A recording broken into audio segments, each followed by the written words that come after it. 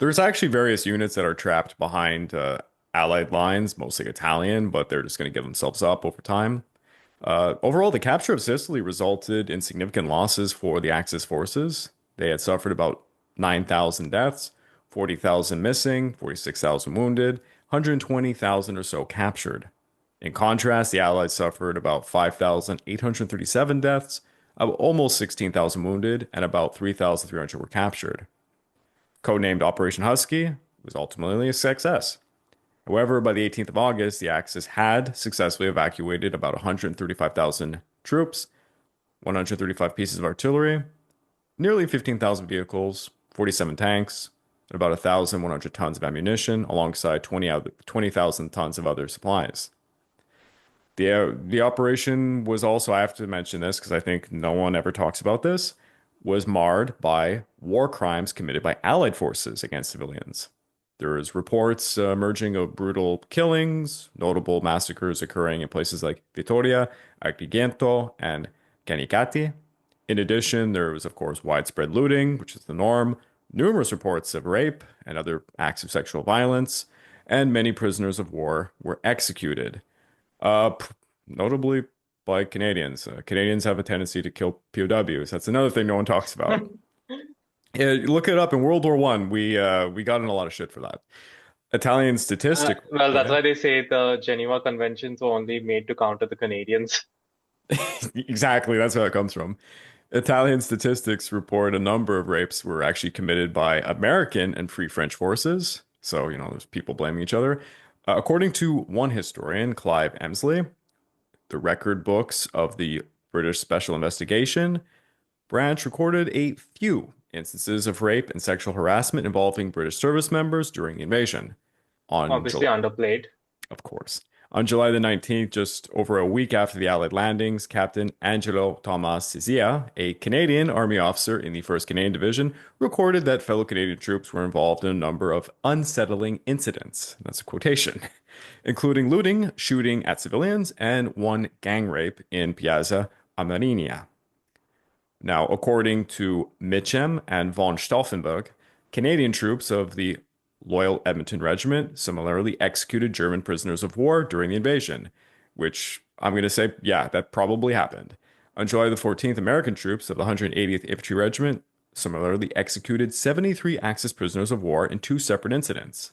After capturing about 45 Italian and 3 German POWs while attacking an airfield near Santo Pietro, a regimental detachment led by one Sergeant Horace T. West marched the POWs for approximately a mile in a western direction. As West directed 8 or 9 of them to be separated from the rest, taken to the regimental intelligence officer for some questioning.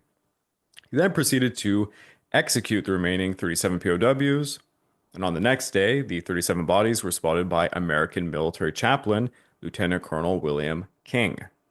King reported the incident to his superiors, who at first dismissed it due to obviously the bad press that would occur if it was to be made public. However, after some convincing, they agreed to court-martial West. Troops from the 180th Infantry Regiment committed another massacre on July the 14th when Captain John C. Compton ordered 35 Italian POWs to be executed by firing squad. So, yeah, that is stuff that no one talks about. The And Allied I war think a crimes are lot of, underplayed. yeah, and I think a lot of the issues is these guys actually see their buddies get killed, like their Exactly. Yeah, friends. exactly. And that is because, see, most of the soldiers are just, men who want to fight for the country, but, they're not going to show too much initiative. Yeah, As in the first episode, I categorized, the soldiers are like, from A, B, C, D. A being the highly motivated initiative men. These are the guys who will be in the paratroopers, for example, like, yeah, the best of the best. And category B being like, the officers and such, right? They don't want to be there more than anyone else, but they will look out for their men, they will lead them and do more, they'll go the extra mile. Most are in C, which are just like, they just want to be there, but they want to survive. exactly. Like, they just want to do the bare minimum. But most of these guys would have been in C. They're not like, gung ho for the war, but you see your friends die in front of you. The only way you can just kind of like, I guess, gain that vengeance or retribution is taking it out on the POWs. Yeah, I can give one example. During the Battle of Hong Kong, there were positions manned by British Canadian forces who were clearly they were surrounded, they were going to lose their positions, but they would expend all of their ammunition before actually like putting up a white flag and leaving. So, ironically, take it from the Japanese point of view. That's kind of funny to say because the Japanese are the most egregious for performing massacres. The Japanese would look and they would be shocked because not only is the enemy surrendering, but they had just unloaded all of their ammunition, killing like a lot of them in the process. So it was kind of not to say it's needless, but I guess from the Japanese point of view, it would be considered a bit scumbag to do so. And the Japanese were more inclined to execute their POWs as a result. Vice versa, this happens, that's like a normal situation in war. I actually remember reading this in D-Day where some Germans manning the what do you call it? Like, the Atlantic Wall The Atlantic defenses Wall, in yeah. front of Omaha. Hmm.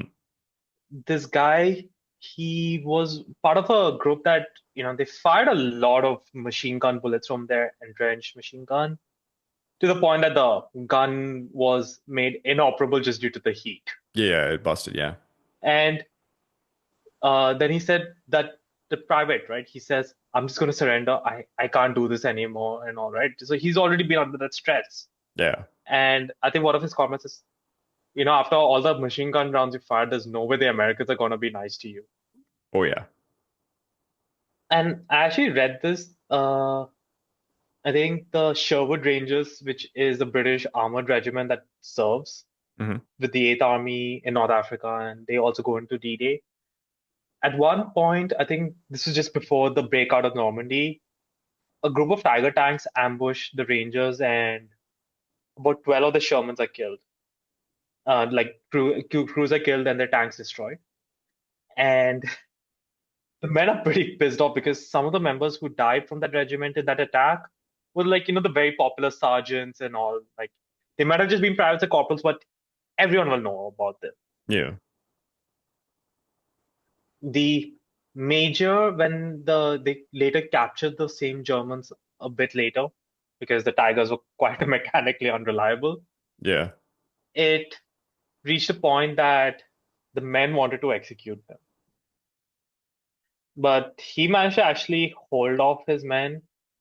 And even though he said, I did want to do it myself, pull the trigger on them, he held off and he did also threaten his own men that you guys do anything, I'm going to shoot you myself. Yeah. It takes a lot of willpower also, or even an officer to say that, especially since it's one thing if it's like a general like Patton or Montgomery just saying, oh, such things happen. But it's something for like say a major or a captain to make this decision because they're going to be in the front. Yeah. They might see it happen right away. And But yeah. I'll just add one thing. While we talked about these war crimes and such, there were also some humanitarian, or I will just say like peaceful truce, Of global truce course. Yeah, yeah, incidents of that did course. take place. So I think this one was, um, I think this was in the early landings.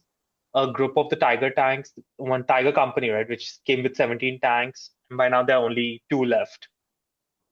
So the commander of the company, he sends his men to one abandoned house to see if they can find, water to put in those jerry cans so that they can come back.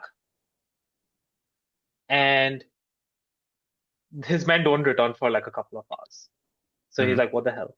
He goes, and then when he comes to the that house, his men and the American soldiers there are just chatting away. Yeah. All right. And then his men explain that when they came, they they already knew the Americans were there.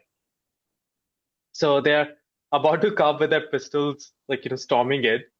And just as they are about to open the door opens and the American officer is already having his revolver pointed at them. But no one really pulls the pistol, even though both have their guns drawn. And they kind of agree to like a truce. And they are sharing wine, food, cigarettes, and the Americans do allow the Germans to fill their jerry cans with water. And funny thing was, they both also found out they are from similar numbers. So the men of the Germans were from the 504th Panzer Battalion, and the Americans were from the 504th in Parachute Regiment, the That's PIR. coincidence, yeah. And that kind of was like a way to, unify. Now, ultimately, the truce does not last long. The American officer asks if he can radio for a Red Cross operator to come and take the wounded. The German officer agrees, but first he points his guns at the house from the tanks so that in case they breach the truce, he's ready to fire. Yeah, yeah. And, there was a 6 hour truce. And at the end, the Germans just withdraw from their lines. And while a medevac officer did come, and he did also tell the Germans to surrender, but they did not. I don't know, it's just like small bits of humanitarian acts, I could call them, in the midst of the war. It really is like a bright spot in a way. Yeah, of course. But to finish this all off, obviously, the conquest of Sicily, it marks a critical turning point in World War II. Mussolini has also fallen. And it's honestly, it's just a matter of time before the new Bagliio's new regiment, new regime seeks peace with the Allies, because obviously Italy's going to seek peace.